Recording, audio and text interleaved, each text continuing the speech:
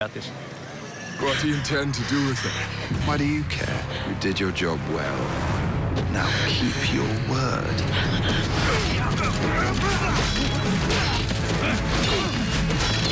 And the Hollywood hero. Love that. The Hollywood hero joins us live, and it's working out for us because we're very comfortable in his house here in Hollywood. Hey, Chris, how are you, mate? Welcome back to the show. Thank you very much. I was going to say I've been in LA for about 6 years, and I finally come back to Australia, and you leave. What's that about? Well, mate, it's because I heard you were doing fairy tale movies. I didn't want to be in the same room as you. Scary fairy tales, but they're kind of gothic. You like it? This is exciting. Yeah, this is huge, mate. Tell us about it. Yeah, it's a retelling of the Snow White that we know quite well. It's certainly larger and epic in scale, much more like Lord of the Rings than the sort of Disney version we know. A lot of fun, visually stunning, and cast of fantastic actors.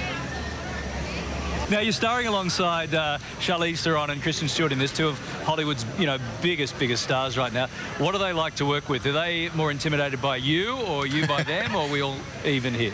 Other way around. My first day on set was supposed to be pretty minimal and ended up being with Charlize. They changed the schedule and in quite a big scene, and she's scary. She's absolutely wonderful, but intimidating in the best way.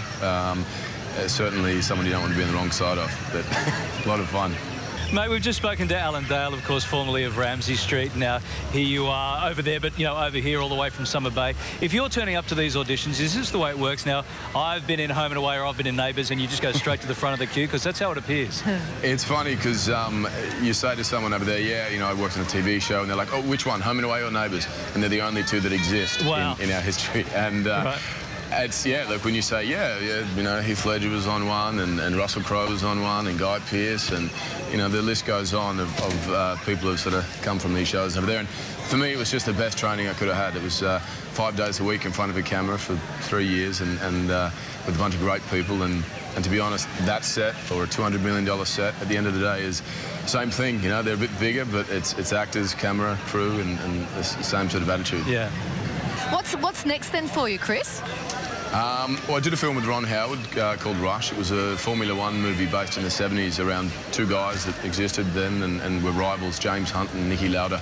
And, much more intimate, smaller piece than what I'd done previously. And it was just fantastic. The Formula One in the 70s, where 4 or 5 people would die a year. It was like, gladiators. And so that lifestyle combined with the general love of the 70s is made for a colourful and exciting film.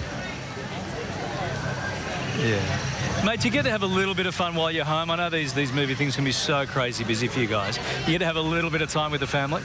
Yeah, I had my guest list for the premiere, and I think they just rented another cinema, because they had about 60 or 70 relatives and cousins and families that had come up and see me, which is great. I mean, I don't get back as much as I'd like to, and it's nice, when I come back for something like this, that I can sort of slam everyone in the cinema and meet up with everyone. It's great. Chris Hemsworth, thank you so much for chatting to us all the way back home and us all the way over here. It's been great. Thank you so much. Yeah, I usually don't like really young, really good-looking people, blokes sitting on that couch, but you're welcome anytime, mate. Maybe have a shave next time. Very disrespectful. I did a little one. What are you talking about?